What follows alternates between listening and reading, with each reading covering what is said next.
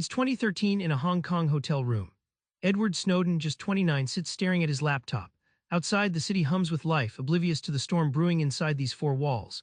Snowden is about to expose the most audacious secret of the U.S. government's surveillance empire.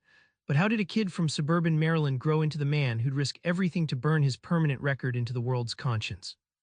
Before the headlines, there was a boy obsessed with computers and code. Snowden's journey wasn't overnight. It started in the most unassuming way, right in his backyard, laying the groundwork for high-stakes espionage. Snowden grew up near Fort Meade, the NSA's nerve center, although no one in his family was a spy. As a teenager, he devoured every computer manual he could find and built his first secure network in his parents' home.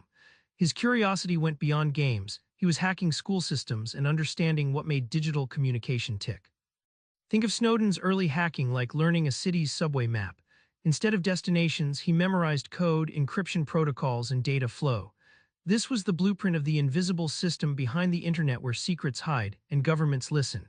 He mastered the rules before anyone handed him the keys. His leap from being a tech-savvy kid to working for the CIA and NSA was like moving from high school locker rooms to shadow rooms cloaked in classified clearance. Each new role deepened his understanding and gave him access to the very surveillance mechanisms he would soon expose. Snowden wasn't just a bystander, he helped write the code behind mass surveillance. But how does an intelligence system go from theory to omnipresent reality? The answer lies in engineering ambition twisted by unchecked power. At the NSA, Snowden worked on tools designed to scoop up our digital lives, emails, phone calls, chats from anywhere on Earth. He was part of teams building programs like PRISM, which intercepted data without warrants. The scale, imagine every message you send stored indefinitely. That's the digital dragnet in play. Consider the surveillance system like a gigantic fishing net cast into the ocean, scooping every fish regardless of size. The problem wasn't the technology's capability, but its lack of selectivity.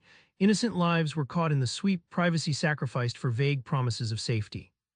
Snowden realized the ethical lines were blurred. Unlike a firewall protecting data, the system invaded privacy as the default. National security became a shield to hide indiscriminate spying, eroding trust. This stark moral awakening planted the seed for his ultimate decision. When Snowden made his revelations public, the fallout wasn't just headlines. It was a life turned upside down, exile, suspicion, and a global debate that still ripples today. In 2013, Snowden fled to Hong Kong with thousands of NSA documents. His leaks triggered a global uproar about privacy and government overreach. Major news outlets like The Guardian and The Washington Post broke stories that changed how we think about digital life, surveillance, and democracy. What followed was exile in Russia, barred from returning home, labeled a traitor by some, a hero by others. Snowden exchanged the safety and comfort of family for uncertain freedom, reminding us that truth-telling can require the ultimate personal sacrifice.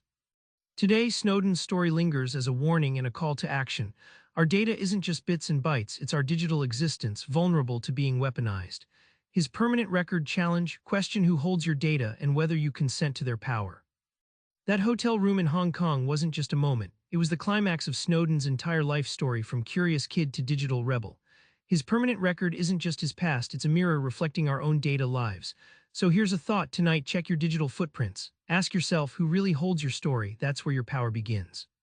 Subscribe for more book summaries like this one.